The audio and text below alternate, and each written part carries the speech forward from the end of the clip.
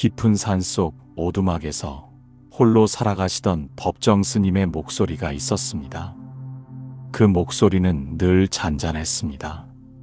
마치 산속 시냇물이 바위를 감싸며 흘러가듯 급하지도 느리지도 않은 그 말씀들 속에는 삶의 깊은 지혜가 배어 있었습니다. 법정 스님께서는 평생을 홀로 수행하시며 진정한 자유와 평안이 무엇인지를 몸소 보여주신 분입니다. 조계산 송광사에서 20년 가까이 지내시다가 어느 날 훌쩍 강원도 깊은 산중으로 거처를 옮기신 것도 그저 새로운 시작을 위한 자연스러운 선택이었습니다. 한 곳에 오래 머물다 보면 사람이 해이해집니다 라고 하신 스님의 말씀은 단순한 거주지 이전의 이유를 넘어 끊임없이 자신을 새롭게 하려는 구도자의 정신을 보여줍니다. 마치 고인 물처럼 생기를 잃어버리지 않기 위해 스님은 늘 새로운 시작을 선택하셨습니다. 이 글은 법정 스님께서 직접 들려주신 산중에서의 일상, 홀로 살아가는 지혜, 그리고 세상을 맑고 향기롭게 만들어가는 방법에 대한 이야기들을 담고 있습니다. 스님의 삶 자체가 하나의 가르침이었고 그분의 말씀 하나하나는 메마른 우리 마음에 단비 같은 위안을 주었습니다.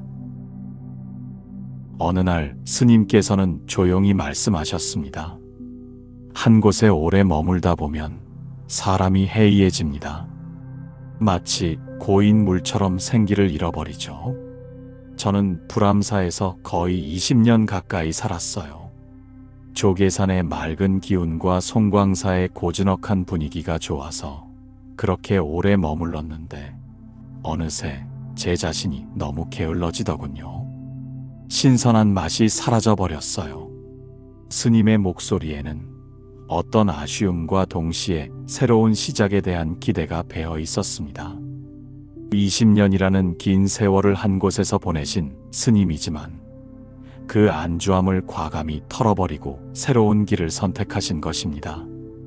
그래서 강원도 쪽으로 눈을 돌렸어요.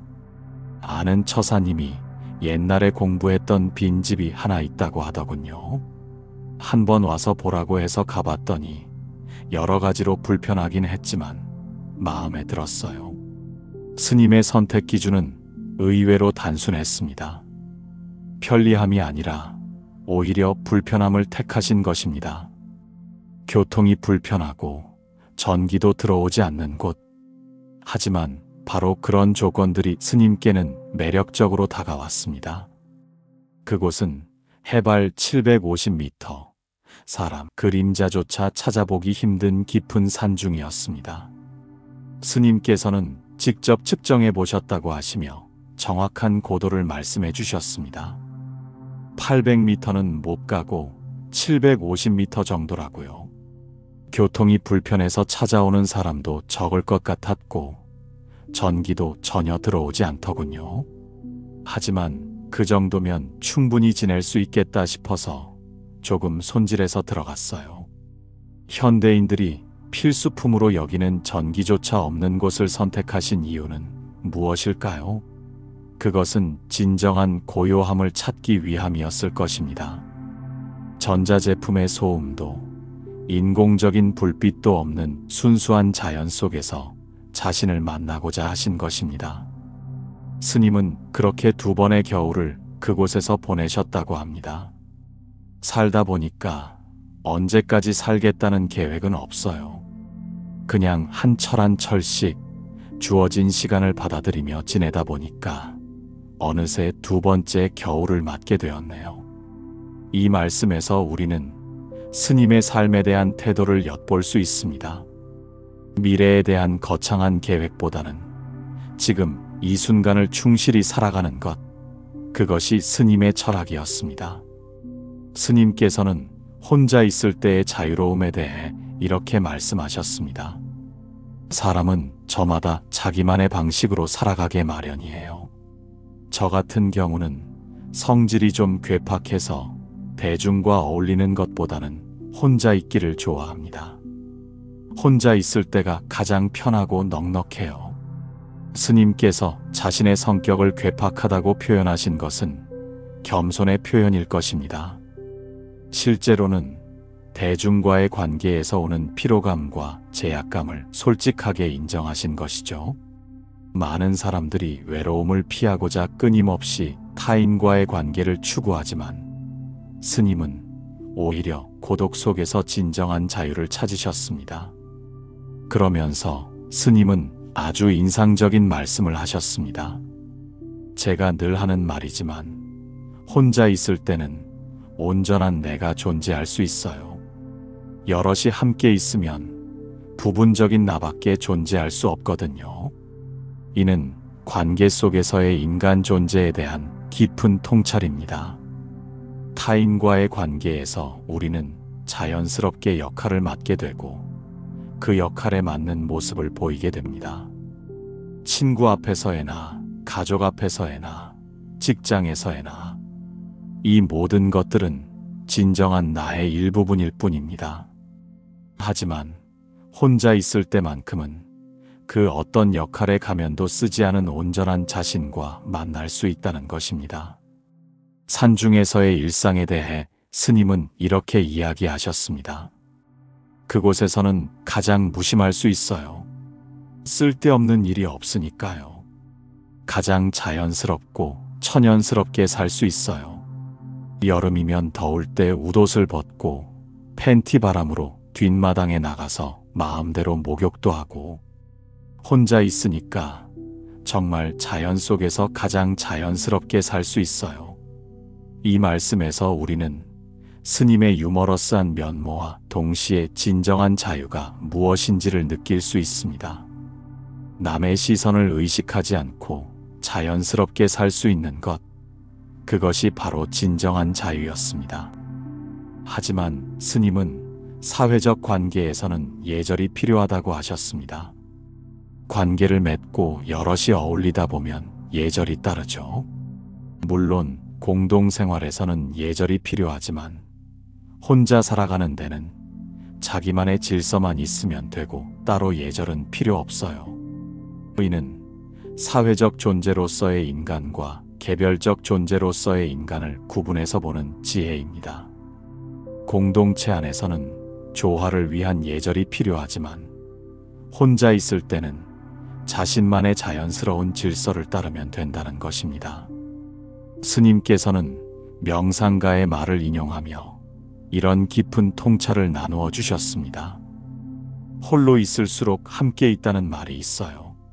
어떤 명상가가 한 말인데 저는 이 말에 공감해요. 홀로 있을수록 함께 있다. 우리가 멀리 있는 사람일수록 더 사랑할 수 있어요. 곁에서 늘 부대끼면 안 되거든요.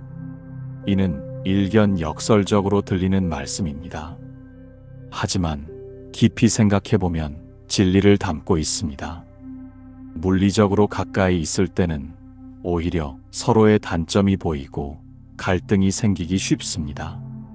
하지만 적당한 거리를 둘 때 상대방의 소중함을 더 깊이 느낄 수 있고 진정한 사랑과 연민을 품을 수 있다는 것입니다. 그러면서 스님은 고독의 의미에 대해 설명하셨습니다. 홀로 있다 하더라도 제가 해야 할 일이라든가 또 제가 품고 있는 세상에 대해서 무엇을 해야 할 것인가를 늘 생각하게 돼요. 그런데 같이 어울리다 보면 그런 객관적인 눈이 없어져요. 진정한 고독은 세상과의 단절이 아니라 오히려 세상을 더 객관적으로 바라볼 수 있는 여유를 주는 것입니다. 관계의 소용돌이 속에 있을 때는 보이지 않던 것들이 고독 속에서는 선명하게 보입니다. 자신의 역할과 사명, 그리고 세상에 대한 책임감을 더욱 분명하게 인식할 수 있게 되는 것입니다. 스님께서는 산중 생활의 에피소드 하나를 들려주셨습니다. 그 이야기 속에는 웃음과 함께 삶의 무상함에 대한 깨달음이 담겨 있었습니다. 불암사 공양주 보살님이 정성스럽게 만들어준 김치를 강원도까지 가져와서 며칠 먹었어요. 한 이틀 정도 먹었을 건데 다른 때는 미리 비가 오면 개울물이 불어나니까 미리 챙겨두는데 그때는 깜빡 잊어버렸어요. 스님도 인간이시기에 때로는 깜빡하는 일이 있으셨던 모양입니다. 이런 솔직한 고백에서 오히려 스님의 인간적인 면모를 느낄 수 있습니다. 완벽하지 않아도 괜찮다는 것, 실수도 삶의 일부라는 것을 보여주시는 것 같습니다. 그 다음 날 벌어진 일에 대해 스님은 담담히 말씀하셨습니다. 다음 날 점심때 김치를 가지러 내려갔더니 없어졌더라고요. 허망하고 또 만들어준 분에게도 미안하고 김치 자체로는 그걸로 다 때웠어요. 김치통이 개울물에 떠내려간 그 순간 스님이 느끼셨을 심정은 어땠을까요? 허망함과 미안함, 그리고 어쩔 수 없는 상황에 대한 체념. 이 모든 감정들이 복합적으로 일어났을 것입니다. 하지만 스님은 그것을 있는 그대로 받아들이셨습니다. 이 작은 사건은 무상함에 대한 가르침이기도 합니다. 우리가 소중히 여기는 것들도 순간에 사라질 수 있다는 것, 그리고 그런 일이 일어났을 때 너무 집착하지 말고 담담히 받아들일 수 있어야 한다는 것을 보여줍니다. 산중에서의 식생활에 대해 스님은 이렇게 설명하셨습니다. 거기는 전기가 안 들어오고 냉장고 같은 게 없으니까 겨울에는 찬물에 채소를 보관하게 마련이에요. 단무지 같은 경우는 쉽게 상하지 않으니까 단무지는 떨어뜨리지 않고 늘 그걸 먹어요. 현대인들에게는 상상하기 어려운 생활입니다. 냉장고 없이 자연의 추위를 이용해 음식을 보관하고 단무지 하나로 끼니를 때우는 소박한 생활. 하지만 스님의 말씀에서는 그런 불편함에 대한 불만이나 아쉬움을 찾아볼 수 없습니다. 오히려 자연스럽고 당연한 일처럼 받아들이고 계십니다. 이는 욕망을 줄이고 소박하게 살아가는 지혜를 보여줍니다. 많은 것을 가지려고 하지 않고 주어진 조건에서 만족하며 살아가는 것. 그것이 바로 진정한 풍요로움일지도 모릅니다.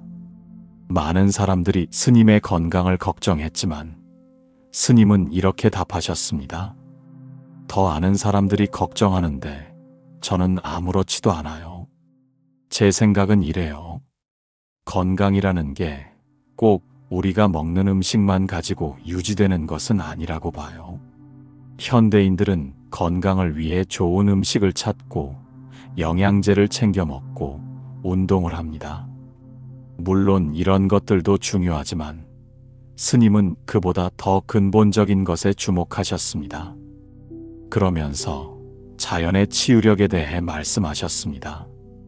산속에 있으면 맑은 공기에 또 자연이 지니고 있는 그런 정기, 자연과 늘 접하기 때문에 거기서 오는 건강, 거기서 눈에 보이지 않는 어떤 건강 요소가 있을 거예요. 자연 속에서 살아가는 것 자체가 주는 치유력을 말씀하신 것입니다. 맑은 공기, 자연의 정기, 그리고 무엇보다 마음의 평안함이 주는 건강함. 이런 것들은 돈으로 살 수 없는 귀한 것들입니다. 스님의 건강 철학은 단순히 신체적 건강을 넘어 정신적, 영적 건강까지 포괄하는 총체적인 관점을 보여줍니다. 몸과 마음이 하나라는 동양의 전통적 건강관을 실생활에서 구현하고 계신 것입니다. 스님께서는 산중에서 직접 가구를 만드는 일에 대해 이야기하셨습니다. 산에서 사는 스님들이 혼자 연장 가지고 뚝딱거리기를 좋아하잖아요. 제가 손수 뭔가를 만든다는 건 창조의 기쁨이 있어요. 단순히 필요에 의해 만드는 것이 아니라 그 과정 자체에서 오는 기쁨을 말씀하신 것입니다. 무언가를 창조한다는 것은 인간의 가장 근본적인 욕구 중 하나입니다. 하나님이 천지를 창조하셨듯이 인간도 작은 창조의 기쁨을 통해 존재의 의미를 찾을 수 있습니다. 물론 실용적인 필요에서 시작되지만 그 과정 자체가 주는 즐거움에 대해 설명하셨습니다. 물론 자기가 필요해서 만드는 건데 자기가 가구점에서 사올 수도 있지만 나무를 구해다가 톱으로 켜고 대패질하고 망치로 때려서 하나하나 조립해보면 그 과정 자체가 즐거워요. 현대 사회에서는 대부분의 것들을 돈으로 사서 해결합니다. 더 편리하고 빠르니까요. 하지만 스님은 오히려 그 번거로운 과정을 선택하셨습니다. 나무를 구하고 톱으로 켜고 대패질하고 망치로 두드리는 그 모든 과정이 주는 만족감과 기쁨을 소중히 여기신 것입니다. 직접 만든 물건을 사용할 때의 감회에 대해서도 말씀하셨습니다. 그런 물건을 자기가 쓸 때마다 그 만들었던 그 공정, 모든 과정이 배어나오는 어떤 기쁨이 늘 배어나와요. 물론 서투른 솜씨지만 그렇게 만드는 건 역시 산중에 살면서 하나의 기쁨이 될 거예요. 공장에서 대량 생산된 물건과 손으로 직접 만든 물건의 차이는 여기에 있습니다. 손으로 만든 물건에는 만든 이의 마음과 정성, 그리고 그 과정에서의 모든 기억들이 담겨 있습니다. 그래서 사용할 때마다 특별한 의미와 기쁨을 느낄 수 있는 것입니다. 스님께서 서투른 솜씨지만이라고 겸손하게 표현하셨지만 그 서투름 속에 오히려 진정성과 따뜻함이 담겨 있을 것입니다. 완벽하지 않아도 조금 삐뚤어져도 그 안에 담긴 정성과 사랑이 더 소중한 것입니다. 스님께서는 재미있는 이야기도 들려주셨습니다. 제가 만약 세속에서 직업을 선택했다면 청소차를 몰고 다니는 청소부가 아니면 목수가 됐을 거라고 생각해요. 솔직히 그래요. 그 일 자체가 보람있고 즐거우니까요. 스님의 이런 고백에서 우리는 노동에 대한 새로운 관점을 얻을 수 있습니다. 청소부나 목수 같은 일을 낮은 일로 여기는 사회적 편견과는 달리 스님은 그 일 자체의 가치와 보람을 보셨습니다. 청소부는 세상을 깨끗하게 만드는 일이고 목수는 사람들이 살아갈 공간을 만드는 일입니다. 모두 사회에 꼭 필요한 일들이고 그 자체로 존귀한 가치가 있는 일들입니다. 스님의 이런 노동과는 일즉수행, 즉 일상의 모든 일이 곧 수행이라는 불교적 관점과도 일치합니다.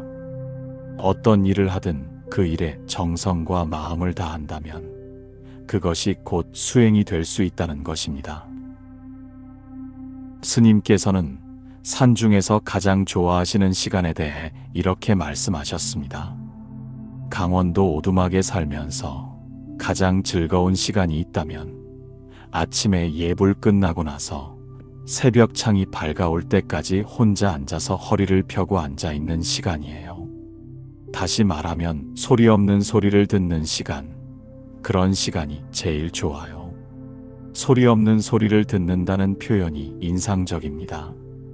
이는 단순히 조용한 상태를 말하는 것이 아니라 마음이 완전히 고요해져서 평소에는 들리지 않던 미묘한 소리들 혹은 존재 자체의 소리를 듣는 상태를 의미하는 것 같습니다. 새벽 시간은 하루 중 가장 고요한 시간입니다. 세상의 모든 소음이 잠들어 있고 자연도 깨어나기 직전의 고요함 속에 있습니다. 그런 시간에 홀로 앉아 있으면서 자신의 내면과 만나는 것, 그것이 스님에게는 가장 소중한 시간이었습니다. 그리고 또 하나의 소중한 시간에 대해서도 이야기하셨습니다. 또 하나는 밝은 창 아래에서 좋은 책을 읽고 있으면 집안에서 아궁이 소리가 포슬포슬 들려오는 것 같아요. 책을 읽는 시간에 대한 스님의 묘사는 마치 한 폭의 그림 같습니다. 밝은 창가에서 책을 읽고 있고 저 멀리서는 아궁이 소리가 포슬포슬 들려오는 이런 평화로운 풍경은 현대인들이 잃어버린 여유로움과 정적의 아름다움을 보여줍니다. 독서는 단순히 정보를 얻는 행위가 아니라 저자와의 깊은 대화이고 자신의 내면을 탐구하는 시간이기도 합니다. 스님에게 독서는 또 다른 형태의 명상이었을 것입니다. 스님께서는 때때로 산중을 떠나시는 이유에 대해 설명하셨습니다. 저는 혼자 사니까 간단해요. 제가 주지를 맡았거나 다른 무거운 소임을 맡고 있다면 쉽지 않겠지만 떠나고 싶으면 그냥 훌쩍 떠나는 게 또 그 맛에 사는 거죠. 자유롭게 떠날 수 있다는 것, 그것은 스님이 선택하신 삶의 방식이 주는 특권이었습니다. 아무런 속박 없이 마음이 동하면 언제든 떠날 수 있는 자유. 이는 많은 현대인들이 부러워할 만한 자유입니다. 그러면서 떠남의 의미에 대해 깊이 있게 말씀하셨습니다. 뭐든지 다시 뭔가 새롭게 시작해보고 싶은, 새롭게 떠난다고 해서 꼭 외국만 가는 게 아니라 국내에서도 그렇고 외국에서도 그렇고 제 현재의 삶이 만족스럽지 않으니까 뭔가 새롭게 시작해보고 싶은 그런 잠재력이 발동해서 여기저기 다니는 거예요. 스님의 떠남은 단순한 여행이나 도피가 아니었습니다. 자신을 새롭게 하기 위한 의식적인 선택이었습니다. 현재의 상태에 안주하지 않고 끊임없이 자신을 갱신하려는 의지, 그것이 스님을 움직이게 하는 원동력이었습니다. 스님께서는 새로운 시작의 의미에 대해 이렇게 설명하셨습니다. 새롭게 시작한다는 것, 날마다 새로운 날이라고 하는 것은 자기가 새롭게 시작함으로 해서 기존에 있던 날을 새롭게 맞아들이는 거예요. 따라서 날마다 좋은 날이 될 수 있어요. 이는 삶에 대한 매우 적극적인 태도를 보여줍니다. 주어진 환경이나 상황을 그대로 받아들이는 것이 아니라 자신의 의식과 태도를 바꿈으로써 그 상황을 새롭게 만들어가는 것입니다. 그러면서 의지적 노력의 중요성을 강조하셨습니다. 새롭게 시작한다는 그런 의지적인 노력이 없다면 똑같은 날일 거예요. 오늘이나 그날이나 똑같은 날이죠. 한 생애가 맨날 비슷비슷한 되풀이라면 지겨울 거 아니에요. 그런데 자기 의지적인 노력에 의해서 그 주어진 날이지만 늘 새롭게 새로운 날로 맞을 수 있단 말이에요. 많은 사람들이 단조로운 일상에 지쳐합니다. 매일 반복되는 일과 변화 없는 루틴. 하지만 스님의 말씀에 따르면 이는 외부 환경의 문제가 아니라 우리의 태도와 의식의 문제입니다. 같은 일상이라도 새로운 마음으로 맞이한다면 얼마든지 새로운 날이 될 수 있다는 것입니다. 스님만의 독특한 재충전 방법에 대해서도 말씀하셨습니다. 남들은 조용한 산에 가서 재충전한다고 그러지만 저는 복잡한 시내에 와서 재충전을 해가지고 갑니다. 혼자 조용한 환경에 오래 있게 되면 무료해져요. 그 자체에서 해이해지고 다시 말해 탄력이 소멸됩니다. 그걸 회복하기 위해서 와요. 이는 일반적인 상식과는 반대되는 말씀입니다. 대부분의 사람들은 복잡한 도시 생활에 지쳐서 조용한 자연으로 휴식을 찾아갑니다. 하지만 스님은 오히려 고요한 산중 생활에서 벗어나 복잡한 도시에서 활력을 찾으셨습니다. 이는 스님의 삶이 얼마나 독특하고 자유로운지를 보여줍니다. 일반적인 패턴에 얽매이지 않고 자신만의 방식으로 삶의 균형을 찾아가시는 것입니다. 그리고 이런 유연성이야말로 진정한 지혜의 표현일 것입니다. 많은 사람들이 떠나고 싶어도 떠날 수 없는 현실에 대해 스님께서는 이렇게 말씀하셨습니다. 이것저것 가리다 보면 떠날 수가 없을 거예요. 어떤 신도가 편지를 보내왔어요. 자기는 지금까지 가정을 이루고 살면서도 아이들도 둘셋 낳고 살면서도 집을 떠나본 적이 없다고 하더군요. 현대인들의 삶은 너무나 많은 것들에 얽매여 있습니다. 가족에 대한 책임, 직장의 의무, 사회적 역할, 이런 것들이 우리를 묶어두고 자유로운 선택을 어렵게 만듭니다. 하지만 스님은 그런 상황에서도 작은 용기를 낼 것을 권하셨습니다. 그런데 그 신도가 용기를 내어 떠난 이야기를 들려주셨습니다. 그래서 한번 큰 마음 먹고 불암사에 한번 와보고 싶어서 다녀갔대요. 제가 있을 줄 알고 왔는데 제가 없더라고요. 집에서 걱정할까봐 아무 얘기도 하지 않고 나서서 한 3시간 차를 타고 왔대요. 이 신도의 첫 번째 용기 있는 시도는 비록 스님을 만나지 못하는 것으로 끝났지만 그 경험 자체가 큰 변화를 가져왔습니다. 그 후의 변화에 대해서도 말씀하셨습니다. 그 뒤로부터는 자기가 한 번씩 훌쩍 메모만 남겨두고 떠난대요. 꼭 스님들만, 수행하는 스님들만 아니고 일상에 얽혀있는, 가정에 얽혀있는 주부들이라든지 직장인이라 하더라도 늘 그럴 수는 없지만 1년에도 한두 번은 자기가 살던 둥지를 떠나서 당일치기가 됐건 1박 2일이 됐건 간에 떠나보면 평소에 자기가 어떻게 살았던가 자기 삶의 모습이 객관적으로 보인다고요. 첫 번째 경험이 그 신도에게 새로운 가능성을 열어준 것입니다. 이제는 정기적으로 혼자만의 시간을 가지며 자신의 삶을 돌아보는 여유를 갖게 되었다는 것입니다. 떠남의 효과에 대해 스님은 이렇게 설명하셨습니다.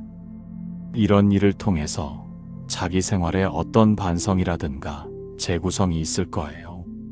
그렇지 않고 집안일에만 얽혀서 형편이 그럴 수 없다고 해서 거기만 매달려 있게 되면 진짜 곰팡이가 슬 거예요. 새로운 싹은 트기 어려울 거예요. 곰팡이가 쓴다는 표현이 강렬합니다. 변화 없는 일상에 계속 매몰되어 있으면 정신적으로 썩어간다는 의미일 것입니다. 반면 때때로 자신의 일상에서 벗어나 객관적으로 바라볼 기회를 가지면 새로운 활력과 통찰을 얻을 수 있다는 것입니다. 그러면서 떠남의 방법에 대해서도 조언하셨습니다. 떠난다고 할 때는 이것저것 가리면 떠나보지 못해요. 떠날 때는 말없이 훌쩍 떠나는 거죠. 이는 결단의 중요성을 말씀하신 것입니다. 너무 많은 것을 고려하고 계산하다 보면 결국 아무것도 할 수 없게 됩니다. 때로는 과감한 결단과 실행력이 필요하다는 것입니다. 물론 스님은 무책임한 가출을 권하신 것은 아닙니다. 메모를 남기고 최소한의 배려를 하면서도 자신만의 시간을 갖는 것.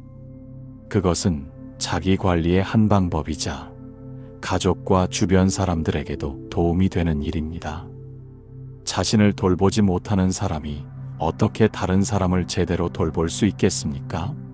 때로는 혼자만의 시간을 가지며 자신을 충전하고 성찰하는 것이 더 나은 가족관계, 더 나은 인간관계를 만드는 지름길일 수 있습니다. 스님께서는 인도 여행에서의 깨달음에 대해 이야기하셨습니다. 인도를 여행하면서 새삼스럽게 늘 그런 생각을 했어요. 도대체 종교의 본질이 뭘까? 늘 그것이 머리에 떠오르더라고요. 도대체 종교의 본질이 뭘까? 인도는 종교의 발상지라고 할 수 있는 곳입니다. 힌두교, 불교, 자이나교, 시크교 등 수많은 종교가 탄생하고 발달한 땅이죠. 그런 곳을 여행하면서 스님은 근본적인 질문을 하게 되셨습니다. 종교의 본질이 무엇인가? 이는 종교인이라면 누구나 한 번쯤은 던져봐야 할 질문입니다. 복잡한 교리와 의식, 화려한 건물과 조직, 이런 것들을 걷어내고 나면 종교의 핵심은 무엇일까요? 그리고 대만에서 문득 깨달은 순간에 대해 말씀하셨습니다. 타이베이 거기 와서 우리 종무원에서 며칠 지내면서 여기저기 중국 절에도 가보고 그러던 어느 날 문득 그런 생각이 들더라고요. 종교의 본질이란 이게 뭔가를 따지는 게 아니구나. 자비의 실천이나 사랑의 실천이 종교의 본질이지 이게 따지는 게 아니구나. 이는 매우 중요한 깨달음입니다. 종교를 학문적으로 연구하고 교리를 정교하게 해석하고 의식을 엄격하게 지키는 것도 중요하지만 그것보다 더 중요한 것은 실제로 자비와 사랑을 실천하는 것이라는 깨달음입니다. 스님은 이어서 말씀하셨습니다. 무슨 종교가 어떻고 선이 어떻고 깨달음이 어떻고 무슨 팔만대장경이 어떻고 그건 한가한 소리고 과연 종교의 본질이라는 것은 간단 명료하게 사랑의 실천이다. 자비의 실천이다. 이런 생각이 들더라고요. 이는 종교계에서 흔히 볼 수 있는 현상에 대한 날카로운 지적입니다. 복잡한 이론과 해석에만 매몰되어 정작 중요한 실천은 뒷전에 두는 경우가 많습니다. 하지만 진정한 종교는 머리로 이해하는 것이 아니라 마음으로 실천하는 것입니다. 팔만대장경이 아무리 훌륭하고 선의 이론이 아무리 정교해도 그것이 실제 삶에서 자비와 사랑으로 구현되지 않는다면 무슨 의미가 있겠습니까? 스님의 이런 깨달음은 종교의 본질을 꿰뚫는 해안을 보여줍니다. 그 깨달음이 가져온 반성에 대해서도 솔직하게 말씀하셨습니다. 그런 생각이 들자 과연 제가 지금까지 자비의 실천을 얼마나 해왔는가. 이게 동시에 반성이 됐어요. 부끄러웠고 제가 남은 생애를 통해서라도 정말 종교의 본질답게 수행자답게 자비의 실천을 하면서 살아야 되겠구나 이런 생각을 아주 뼈저리게 했어요. 진정한 깨달음은 자기 반성으로 이어집니다. 종교의 본질이 자비의 실천이라는 것을 깨달았을 때 스님은 자연스럽게 자신의 삶을 돌아보게 되셨습니다. 그리고 부족함을 인정하고 앞으로의 삶에 대한 새로운 다짐을 하게 되셨습니다. 이런 겸손함과 성찰하는 자세야말로 진정한 수행자의 모습일 것입니다. 자신이 얼마나 부족한지를 아는 사람만이 계속해서 성장할 수 있습니다. 하지만 현실은 그리 쉽지 않다고 하셨습니다. 근데 시간이 지나다 보니까 그것이 또 관념처럼 남아있고 실제 제가 이웃을 향해서 과연 그렇게 자비를 실현하고 있느냐 할 때 참 부끄러워요. 이는 매우 솔직하고 인간적인 고백입니다. 아무리 좋은 깨달음을 얻었다 해도 그것을 실생활에서 지속적으로 실천하는 것은 쉽지 않은 일입니다. 때로는 다시 관념의 영역에 머물거나 일상의 관성에 휩쓸리기도 합니다. 하지만 이런 솔직한 성찰이야말로 진정한 수행의 출발점입니다. 자신의 부족함을 인정하고 계속해서 노력하려는 의지, 그것이 바로 수행자의 자세입니다. 스님께서는 맑고 향기롭게 운동에 대해 설명하셨습니다. 작년부터 그런 생각을 해왔는데 직접 그런 일에 착수하게 된 것은 옛날부터 내려오는 전통적인 연못에서 지금 연꽃이 사라져가고 있다는 현실 때문이에요. 그렇다면 이 사라져가는 연꽃을 시중에라도 피워봐야 되겠구나 이런 생각을 하게 됐어요. 연꽃이 사라져간다는 것은 단순히 꽃의 문제가 아닙니다. 연꽃은 불교에서 청정함과 깨달음의 상징이기 때문입니다. 연꽃이 사라진다는 것은 곧 사람들의 마음에서 청정함과 아름다움이 사라져간다는 의미로 해석할 수 있습니다. 그래서 스님은 물리적인 연못이 아니라 시중에, 즉 사람들이 살아가는 현실 속에서 연꽃을 피워보자고 생각하신 것입니다. 연꽃의 상징성에 대해서도 설명하셨습니다. 잘 아시다시피 연꽃은 마른 땅에서 피는 건 아니잖아요. 진흙탕에서 피죠. 진흙탕에서 피면서 그 둘레를 맑고 향기롭게 비추는 것이 연꽃의 상징인데, 인간의 본래 청정한 심성을 때로는 맑고 향기로운 연꽃에 비유하잖아요. 연꽃의 아름다움은 깨끗한 곳에서 피어나는 것이 아니라 더러운 진흙탕에서 피어나면서도 그 더러움에 물들지 않는다는 데 있습니다. 이는 인간의 삶에 대한 깊은 통찰을 담고 있습니다. 현실과 이상의 관계에 대해 스님은 이렇게 말씀하셨습니다. 현실 사회라는 것은 어쩔 수 없이 탁하고 거칠고 추한 사회 아닙니까? 또 우리가 이런 현실을 떠나서 살 수도 없는 거고요. 그렇지만 우리 심성 자체는 어떤 오염에도, 어떤 사악함에도 오염되지 않는다는 그런 것인데요. 현실을 도피의 대상으로 보지 않고 수용의 대상으로 보는 관점입니다. 현실이 불완전하고 때로는 추악할 수도 있지만 그것을 피해서 어디로 갈 수도 없습니다. 중요한 것은 그런 현실 속에서도 자신의 본래 청정한 마음을 잃지 않는 것입니다. 그래서 시작한 운동의 취지에 대해 설명하셨습니다. 따라서 오늘처럼 이렇게 혼탁하고 삭막하고 살벌한 이런 사회에서 진짜 연꽃처럼 맑고 향기로운 우리 심성을 다시 펼쳐보자는 이런 뜻에서 그런 생각을 했어요. 이는 매우 적극적이고 실천적인 접근입니다. 현실을 탓하거나 비관하는 것이 아니라 그 현실을 변화시키기 위해 구체적인 행동을 제안하신 것입니다. 운동의 구체적인 방법에 대해서도 말씀하셨습니다.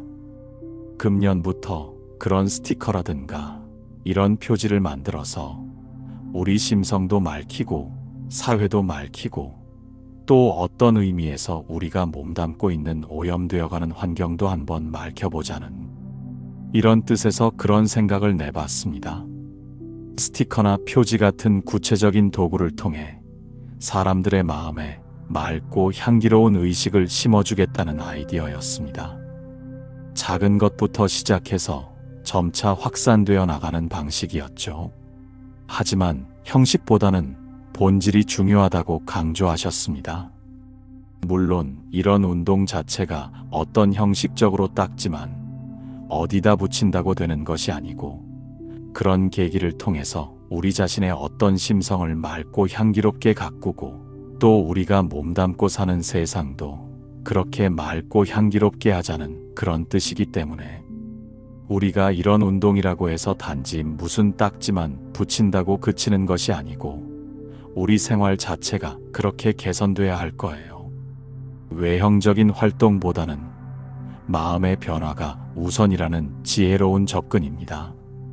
스티커를 붙이는 것은 시작일 뿐이고 정말 중요한 것은 그것을 통해 자신의 삶과 사회를 실제로 맑고 향기롭게 만들어가는 것이라는 뜻입니다. 이 운동의 성격에 대해서도 분명히 하셨습니다. 제가 곁들여서 말씀드리고 싶은 것은 이런 운동이 무슨 종교를 선전하기 위해서 포교하기 위해서는 그런 생각은 추호도 없어요. 우리가 살고 있는 세상 자체가 너무나 혼탁하고 삭막하고 살벌하기 때문에 이런 운동을 통해서 내 자신부터 정화하고 이웃을 정화하고 나아가서는 사회를 정화해 보겠다는 이런 운동을 벌인 겁니다. 종교적 색채를 드러내지 않고 순수하게 사회 정화를 위한 운동이라는 점을 강조하신 것입니다. 이는 매우 지혜로운 접근입니다. 종교적 구분을 떠나 모든 사람이 공감할 수 있는 보편적 가치를 추구하신 것이죠. 그리고 희망적인 전망에 대해서도 말씀하셨습니다. 제 생각에는 무슨 일이든지 좋은 일이라면 그냥 메아리가 있고 확산이 됩니다. 또 이게 꽃을 매기로 한 일이거든요. 그런데 연꽃은 시들지 않는 사계절을 피어 있는 그런 꽃이고 이 일을 통해서 우리 심성 자체가 맑고 향기롭게 드러날 것이기 때문에 좋은 결과를 보리라고 그렇게 기대를 하고 있습니다. 좋은 일은 자연스럽게 확산된다는 믿음을 보여주신 것입니다. 그리고 연꽃의 특성처럼 이 운동도 시들지 않고 지속적으로 이어질 것이라는 희망을 표현하셨습니다. 삶의 방식에 대해 스님께서는 이렇게 말씀하셨습니다. 저 자신도 어떻게 살 줄 모르는데 남한테 어떻게 살라고 얘기하기는 그렇고요. 저는 늘 그래요. 저마다 자기 특성을 지니고 있기 때문에 자기 자신답게 살라는 거예요. 이는 매우 겸손하면서도 지혜로운 접근입니다. 자신도 완전하지 않다는 것을 인정하면서도 그럼에도 불구하고 중요한 원칙을 제시하신 것입니다. 남에게 무엇을 강요하기보다는 각자가 자신의 특성을 살려 살아가는 것이 중요하다는 메시지입니다. 하지만 자기답게 산다는 것이 방종이 아니라고 하셨습니다. 자신답게 산다고 할 때 대충대충 사는 거 아니잖아요. 그건 다 책임이 따르는 거고 의미가 따르는 건데 진짜 자기 자신답게 산다고 하면 이웃에 진짜 맑고 향기로운 영향을 끼칠 수 있어요. 자기답게 산다는 것은 책임이 따르는 일입니다. 진정으로 자신답게 살 때만이 주변에 긍정적인 영향을 끼칠 수 있다는 것입니다. 반대로 자신답지 못하게 살면 어떻게 될까요? 반대의 경우에 대해서도 설명하셨습니다.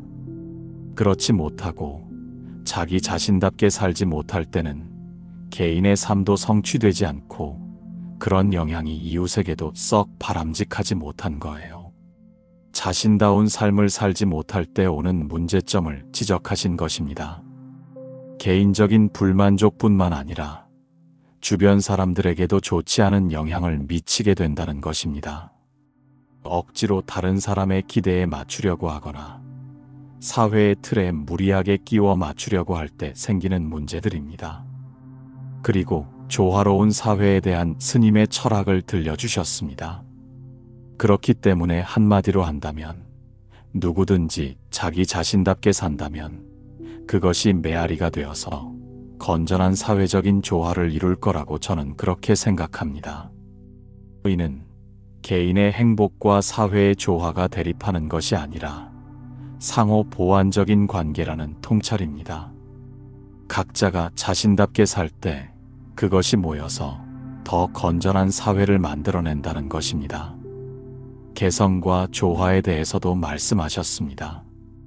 혼자 살건 여럿이 살건 또 어디서 살건 간의 사람은 저마다 자기 특성이 있기 때문에 남들이 지니고 있지 않은 특성을 마음껏 살리면서 개발하면서 꽃 피우면서 그렇게 산다고 할 때 열매는 사회적으로도 맺히지 않겠는가 이렇게 생각해요. 이는 다양성의 가치를 인정하는 관점입니다. 모든 사람이 똑같을 필요는 없고 오히려 각자의 독특함을 발휘할 때 사회 전체가 더 풍성해진다는 것입니다. 꽃밭에 다양한 꽃들이 피어 있을 때 더 아름답듯이 사회도 다양한 개성들이 조화를 이룰 때 더 건강해질 수 있습니다. 스님의 이런 관점은 획일화를 강요하는 사회에 대한 경계의 메시지이기도 합니다.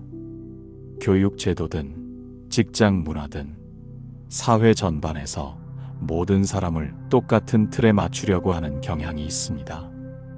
하지만 그런 획일화는 개인의 창의성과 특성을 죽이고 결국 사회 전체의 활력을 떨어뜨립니다.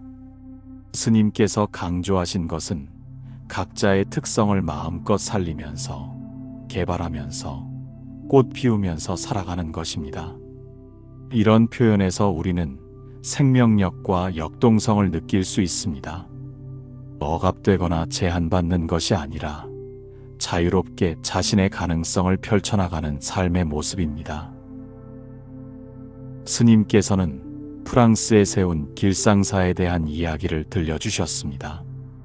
재작년에 유럽 여행을 하다가 파리에서 제일 오래 머물렸는데 거기서 신도들끼리 자기들끼리 모여서 집회를 하더라고요.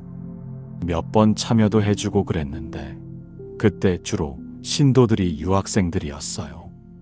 스님의 여행은 단순한 관광이 아니었습니다.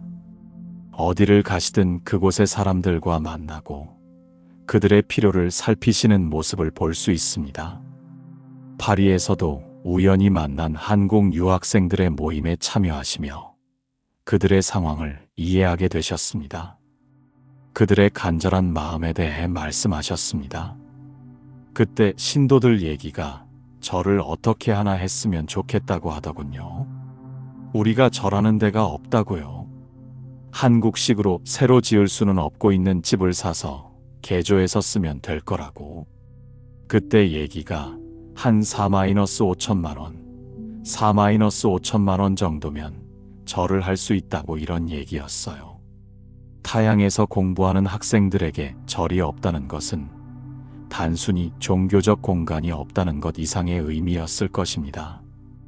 고향의 문화와 정신적 뿌리를 확인할 수 있는 공간, 마음의 위안을 얻을 수 있는 곳이 없다는 것은 큰 아쉬움이었을 것입니다. 그 순간 스님의 마음이 움직였습니다. 그때 생각에 4-5천만 원 정도 같으면 아는 신도들한테 얘기해서 그 정도는 못하겠는가 해서 그때 마음을 먹었어요. 한번 해보자고. 그래서 거기 있는 불자, 화가들이라든지 또 국내에 있는 우리 불자, 화가들이 그런 취지를 듣고 같이 공감을 해서 작년 가을 10월에 거기 가서 개원식을 했어요. 스님의 이런 즉석 결정은 단순한 충동이 아니었습니다. 오랜 수행을 통해 길러진 자비심이 자연스럽게 발현된 것입니다. 타인의 어려움을 보고 즉시 도움을 주려는 마음, 그것이 바로 살아있는 자비의 실천이었습니다.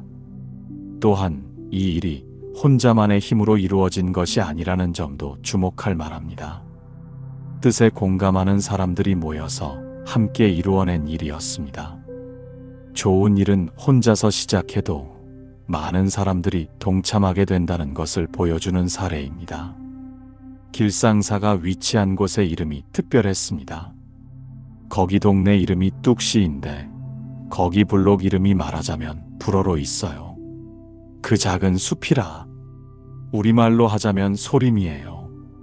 그래서 제가 소림정사라고 이름을 지어줬는데, 소림하면 선종의 달마스님 가풍의 소림 전통이 있거든요. 우연이라고 하기에는 너무나 적절한 이름이었습니다.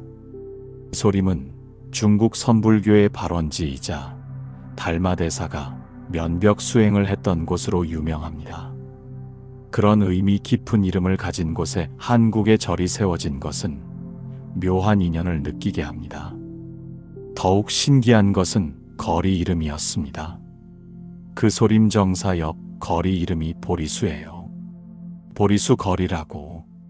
보리수하면 또 부처님이 정각을 이루신 인연의 나무고, 그래들해서 동네도 아주 깨끗하고 조용하고 참 좋아요.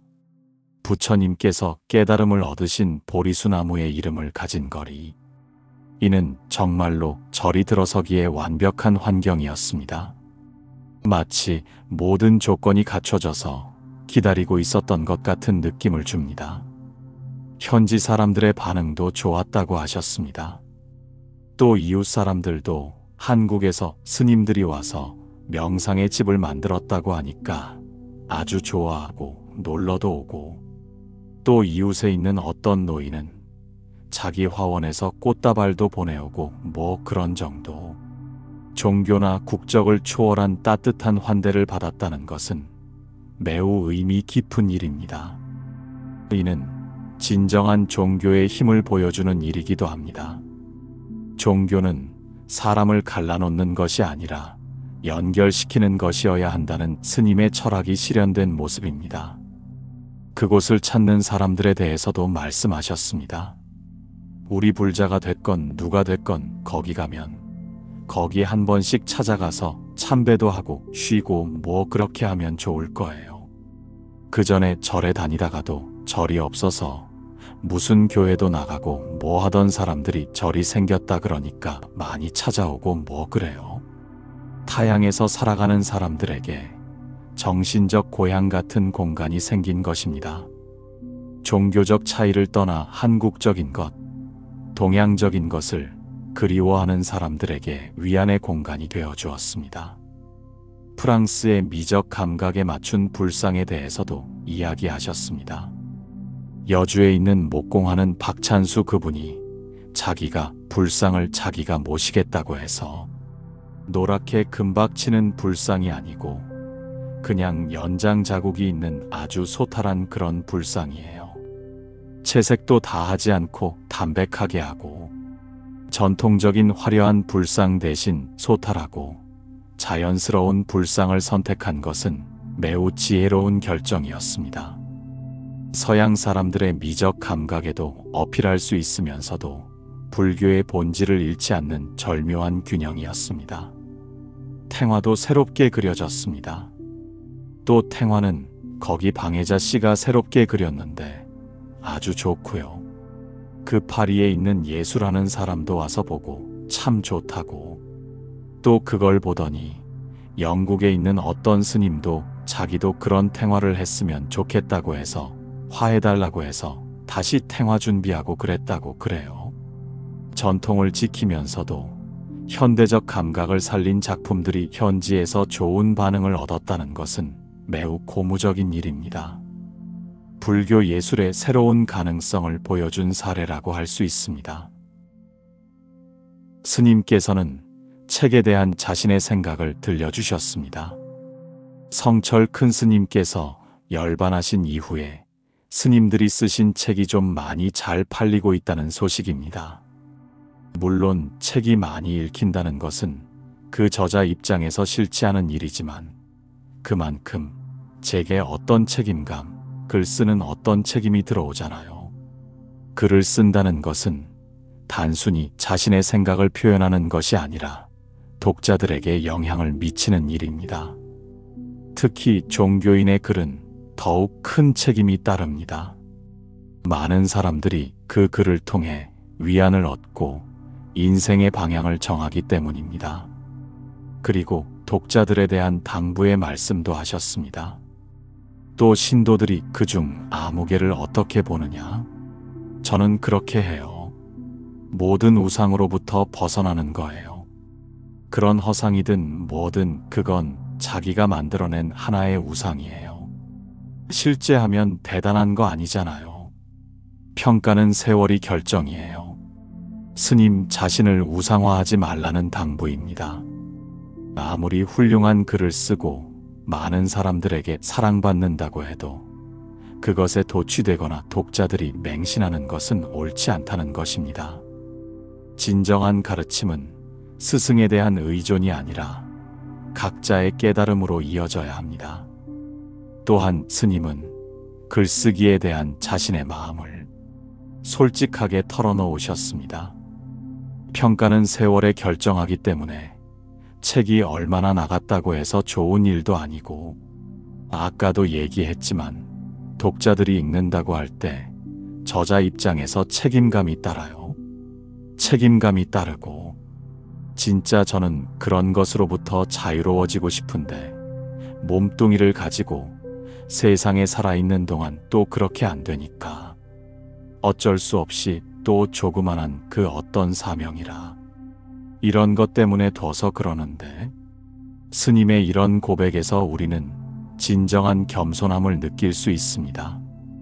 명성이나 인기에 도취되지 않고 오히려 그것을 부담스러워 하시는 모습, 그리고 그럼에도 불구하고 자신의 역할을 다하려고 노력하시는 모습을 볼 수 있습니다. 그리고 자신의 취향에 대해 말씀하셨습니다.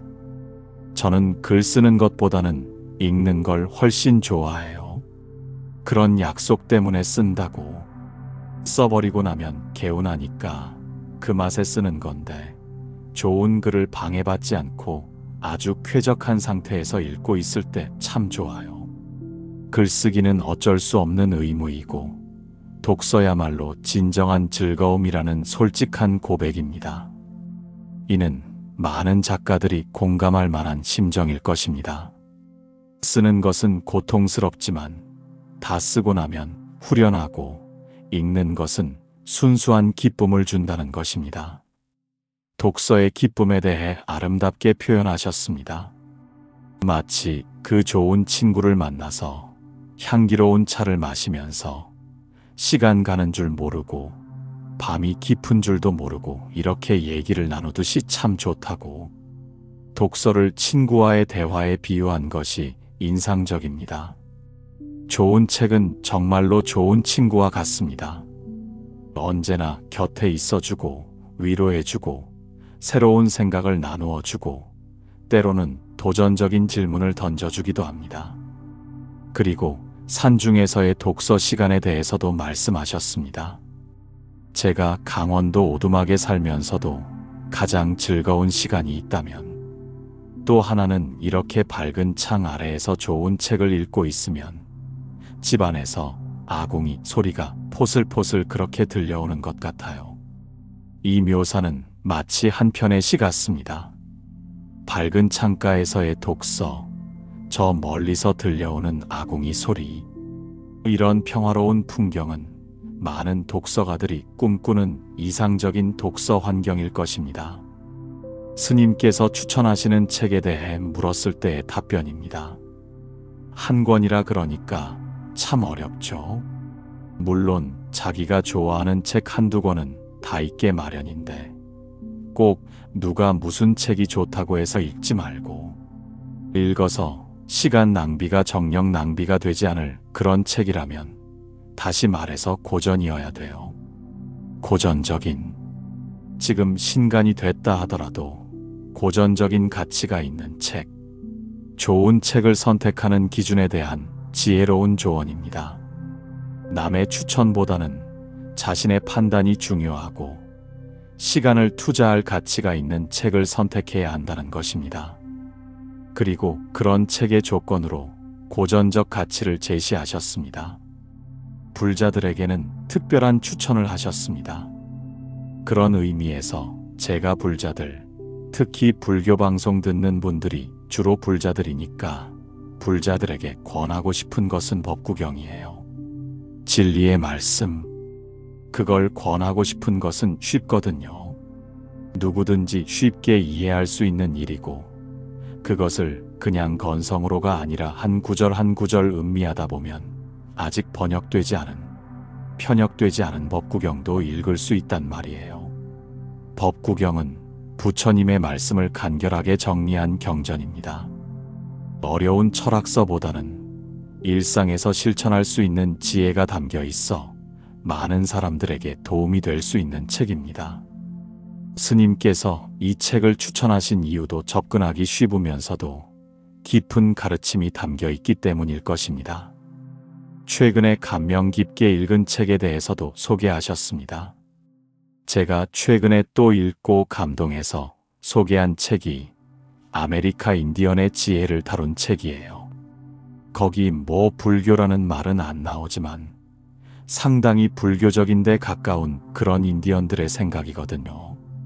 거기 보면 나는 왜 네가 아니고 나인가 그런 어떤 스님이 보내줘서 그걸 읽는데 참 좋아요. 종교나 문화의 경계를 넘나드는 스님의 열린 마음을 볼 수 있습니다. 불교가 아닌 다른 전통에서도 배울 점이 있다는 것을 인정하고 그것을 기꺼이 소개하시는 모습입니다. 그 책의 가치에 대해서도 설명하셨습니다. 불자들이 읽으면 다 공감할 거고 또 인디언이라고 해서 그냥 야만이 아니고 진짜 현대 우리보다 훨씬 지혜로운 그런 사람들이라는 걸 그것을 통해서 알 수 있을 것 같아서 제가 요새 그런 책들을 권하고 그럽니다. 문명과 야만에 대한 기존의 편견을 깨뜨리는 관점입니다. 물질적으로는 덜 발달했을지 모르지만 정신적으로는 오히려 더 지혜로울 수 있다는 것을 인정하신 것입니다. 이는 진정한 지혜가 무엇인지에 대한 성찰을 요구합니다. 출가 정신에 대해 스님께서는 깊이 있는 해석을 들려주셨습니다. 아까도 길 떠날 때도 다시 시작하기 위해서 길 떠난다 그러는데 그게 좀 고급스럽게 이야기하자면 출가 정신이에요. 비본질적인 세계에서 본질적인 세계를 향해서 거듭거듭 떨치고 일어서는 것. 출가를 단순히 집을 떠나는 것으로 이해하는 것이 아니라 더 깊은 차원에서 해석하신 것입니다. 비본질적인 것에서 본질적인 것으로, 현상에서 진리로, 무명에서 깨달음으로 끊임없이 나아가는 정신적 여정이라는 것입니다. 그리고 출가가 일회성이 아님을 강조하셨습니다. 그냥 출가하는 건 한 번만 하고 마는 거 아니잖아요. 우리가 세상을 뜰 때까지 거듭거듭 늘 새로운 날이기 때문에 새로운 날을 맞으려면 늘 새로운 시작이 있어야 되거든요. 거듭거듭 떨치고 일어나는 그런 일이 아닐까요? 출가는 한 번의 사건이 아니라 지속적인 과정이라는 통찰입니다. 매일매일 새롭게 출가하는 마음, 어제의 자신을 떨치고 새로운 자신으로 거듭나려는 의지가 바로 진정한 출가 정신이라는 것입니다.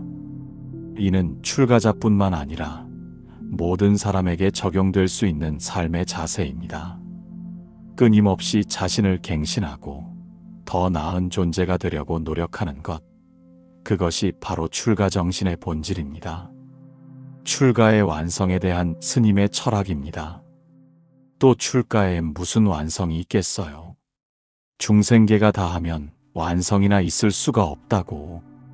또 거기에 무슨 삶의 묘미가 있고 정진의 묘미가 있는 것이지 완성을 향해서 우리가 끝없이 가는 거 아니에요. 완성에 대한 집착을 버리라는 가르침입니다. 어떤 최종 목표에 도달하면 모든 것이 끝나고 완성된다고 생각하는 것은 착각이라는 것입니다.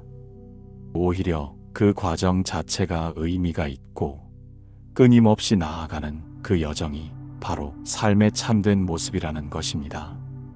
그리고 진정한 완성에 대해 말씀하셨습니다. 완성이 있다면 자타일시 성불도 중생계가 다 이루어졌을 때가 완성이지 현실적으로 불가능하단 말이에요. 끝없이 완성을 향해서 노력하는 거, 그것이 정진이고 출가 정신이고 그런 거예요. 진정한 완성은 자신만의 깨달음이 아니라 모든 중생이 함께 깨달음을 이루는 것이라는 대승불교의 이상을 제시하신 것입니다. 그리고 그것이 현실적으로 불가능하기 때문에 우리의 정진은 끝이 없다는 것, 그리고 바로 그 끝없는 노력 자체가 출가 정신의 핵심이라는 것입니다. 이는 완성에 대한 조급함이나 성취에 대한 집착에서 벗어나게 해주는 지혜입니다.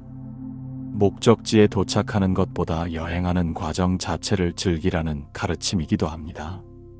스님께서는 신도들에게 당부의 말씀도 하셨습니다. 신도들한테 그러죠. 직업적인 불자가 돼서 안 된다고. 그거에 대해서는 제 자신도 그래요. 스님들 보면 절에서 그냥 먹고 입고 자고 좋은 많이 직업화돼 있잖아요. 뭐 실속도 없고 뭐 감동도 없고 얼마나 좋아요. 근데 이게 무서운 함정이라고 종교가 직업이 되는 것의 위험성을 지적하신 것입니다. 종교인이든 신도든 관계없이 종교가 하나의 습관이나 직업처럼 되어버리면 그 본질을 잃어버린다는 경고입니다. 스님 자신도 이런 함정에 빠질 수 있다고 솔직하게 인정하셨습니다. 절에서 의식주가 해결되고 특별한 경제적 부담이 없는 상황이 오히려 나태함을 부를 수 있다는 것입니다. 그리고 시주의 참뜻에 대해 설명하셨습니다. 세상에 공짜가 어디 있어요.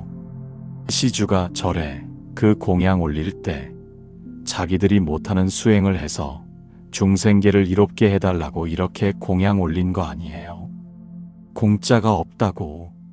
시주는 단순한 자선이 아니라 수행에 대한 투자라는 관점입니다.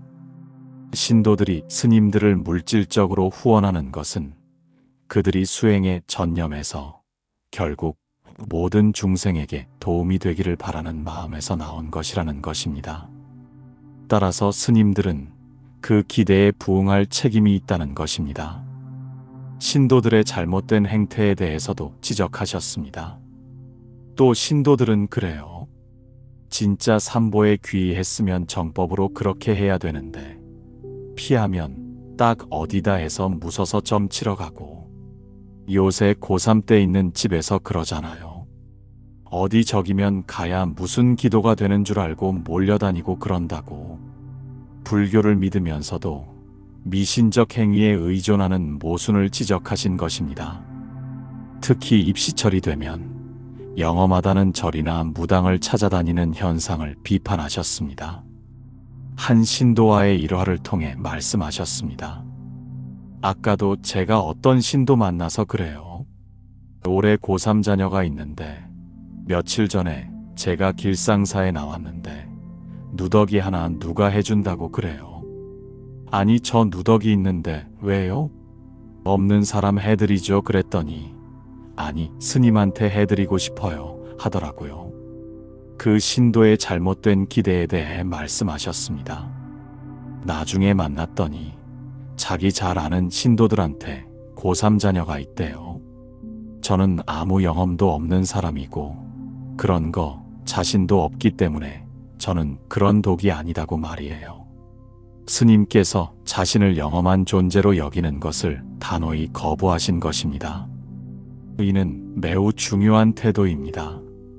많은 종교인들이 자신의 영향력이나 권위를 이용해 신도들의 맹신을 부추기는 경우가 있는데 스님은 오히려 그런 기대를 차단하셨습니다. 하지만 이것이 농담이었다고 하시면서도 신도들에 대한 당부를 하셨습니다. 물론 제가 우스갯소리를 하는 거지만 신도들도 그래요. 어렵게 부처님법 만나서는 정법에 귀의하고 불법승 삼보에 귀의하지 그 밖에 무슨 용하다고 해서 저기 가는 거 어디 가는 거 그건 불법 바꿔치기거든요. 진정한 불교 신앙과 미신적 행위를 구분해서 보라는 당부입니다. 부처님의 가르침에 따라 살려고 노력하는 것이 참된 신앙이지 영험한 무언가를 찾아다니는 것은 불교와는 거리가 멀다는 것입니다. 마지막으로 이렇게 안타까워하셨습니다. 그것도 모처럼 불문에 들어왔으면서도 그냥 현관에서 서성거리다가 미끄러져가는 그런 소식 아니에요. 불교를 만났으면서도 그 본질을 깨닫지 못하고 겉돌기만 하는 안타까운 현실을 지적하신 것입니다. 현관에서 서성거린다는 비유가 매우 적절합니다. 집에는 들어왔지만 정작 집의 중심부에는 도달하지 못하는 상태를 잘 표현한 것입니다. 이 긴 대화의 마지막에서 스님께서는 이렇게 말씀하셨습니다. 저는 이런 의례적인 거 아주 싫어하지만 신년의 덕담이라고 해서 정초에 제가 너무 거친 말로 함부로 말해서 죄송합니다. 새해 복 많이 받으시고 또 하는 일마다 소원 성취도 하시고 바른 법 안에서 늘 자유와 평안을 누리시기 바랍니다. 성불하십시오.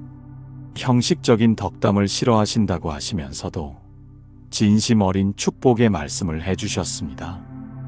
특히 바른 법 안에서 늘 자유와 평안을 누리시기 바랍니다라는 표현이 인상적입니다. 단순한 세속적 행복이 아니라 진리 안에서의 자유와 평안을 기원하신 것입니다. 하지만 스님의 진짜 덕담은 평생에 걸친 삶의 모습 그 자체였습니다. 말로만 가르치신 것이 아니라 몸소 실천하신 삶을 통해 우리에게 참된 길을 보여주셨습니다. 법정 스님의 이야기를 들으며 우리는 무엇을 배울 수 있을까요? 먼저 혼자 있을 때의 소중함을 배웁니다. 스님께서 말씀하신 온전한 나로 살기 위해서는 때로는 세상의 소음에서 벗어나 고요한 시간이 필요하다는 것을요. 현대 사회는 끊임없이 자극과 정보를 쏟아내고 우리를 바쁘게 만듭니다. 하지만 진정한 자신을 만나기 위해서는 그런 소음에서 벗어나 혼자만의 시간을 가져야 합니다. 또한 끊임없이 새로워지려는 의지를 배웁니다. 한 곳에 안주하지 않고 늘 새로운 시작을 하려는 마음, 그것이 바로 진정한 출가 정신이라고 하셨습니다. 이는 출가자뿐만 아니라 모든 사람에게 적용되는 삶의 자세입니다. 어제의 나에 만족하지 않고 오늘의 나를 새롭게 만들어가는 것, 그것이 살아있는 삶입니다. 그리고 자기답게 살되 이웃에게 맑고 향기로운 영향을 끼치는 삶을 배웁니다. 연꽃이 진흙탕에서 피어나듯 우리도 혼탁한 현실 속에서 청정한 마음을 잃지 않을 수 있다는 희망을 품게 됩니다. 중요한 것은 현실을 탓하는 것이 아니라 그 현실 속에서 어떻게 살아가느냐입니다. 스님께서 가장 좋아하셨던 시간은 새벽 창이 밝아올 때까지 혼자 앉아서 소리 없는 소리를 듣는 시간이었습니다. 우리도 일상의 소음 속에서 잠시 멈춰서서 그런 고요한 시간을 가져보면 어떨까요? 그 속에서 우리는 진정한 자신을 만날 수 있을 것입니다. 바쁜 일상에 쫓겨 살다 보면 자신이 누구인지, 무엇을 원하는지, 어디로 가고 있는지 알 수 없게 됩니다. 하지만 고요한 시간 속에서 자신과 대화할 때 비로소 삶의 방향을 찾을 수 있습니다. 스님께서는 때로는 훌쩍 떠나는 것의 중요성을 말씀하셨습니다. 너무 많은 것을 고려하다 보면 결국 아무것도 할 수 없게 되므로 때로는 과감한 결단이 필요하다는 것입니다. 하지만 모든 사람이 스님처럼 자유롭게 떠날 수 있는 것은 아닙니다. 가족에 대한 책임, 직장의 의무, 사회적 역할 등이 우리를 묶어둡니다. 그런 상황에서도 스님의 가르침을 적용할 수 있는 방법이 있을까요? 물리적으로 떠나지 못한다면 정신적으로라도 떠나는 것입니다. 잠시라도 일상에서 벗어나 자신을 돌아보는 시간을 갖는 것, 새로운 책을 읽거나 새로운 생각을 해보는 것, 작은 변화라도 시도해보는 것, 이런 것들이 모두 떠남의 다른 형태일 수 있습니다. 스님께서 인도와 대만 여행에서 깨달으신 종교의 본질은 자비의 실천, 사랑의 실천이었습니다. 복잡한 교리나 화려한 의식보다 중요한 것은 실제로 타인을 위해 무엇을 하느냐는 것입니다. 이는 종교인뿐만 아니라 모든 사람에게 적용되는 삶의 원칙입니다. 우리가 무엇을 믿든 어떤 철학을 가지든 중요한 것은 그것이 실제 삶에서 어떻게 구현되느냐입니다. 지식이나 이론은 그 자체로는 의미가 없고 실천을 통해서만 가치를 갖습니다. 스님께서 직접 가구를 만드시며 느끼신 창조의 기쁨도 우리에게 많은 시사점을 줍니다. 무언가를 직접 만드는 것, 자신의 손으로 결과물을 만들어내는 것에는 특별한 만족감이 있습니다. 현대 사회는 대부분의 것을 돈으로 사서 해결하는 사회입니다. 더 편리하고 빠르긴 하지만 그 과정에서 우리는 만드는 기쁨을 잃어버렸습니다. 가끔은 시간이 걸리더라도 직접 무언가를 만들어 보는 것은 어떨까요? 요리를 하거나 손으로 무언가를 만들거나 글을 쓰거나 이런 활동들이 우리에게 창조의 기쁨을 돌려줄 수 있을 것입니다. 또한 스님의 소박한 식생활은 욕망을 줄이는 삶의 지혜를 보여줍니다. 많은 것을 가지려고 하지 않고 주어진 조건에서 만족하며 살아가는 것, 그것이 진정한 풍요로움일 수 있습니다. 스님께서 독서를 좋은 친구와의 대화에 비유하신 것도 인상적입니다. 좋은 책은 정말로 우리의 친구가 됩니다. 외로울 때 위로해주고, 고민이 있을 때 해답을 제시해주고, 새로운 세계를 보여주기도 합니다. 특히 고전을 읽으라는 조언은 매우 중요합니다. 시간의 검증을 받은 책들에는 인류의 지혜가 농축되어 있습니다. 신간에만 매달리지 말고 과거의 지혜에도 귀를 기울일 필요가 있습니다. 스님께서 강조하신 자기답게 살기는 단순한 개인주의가 아닙니다.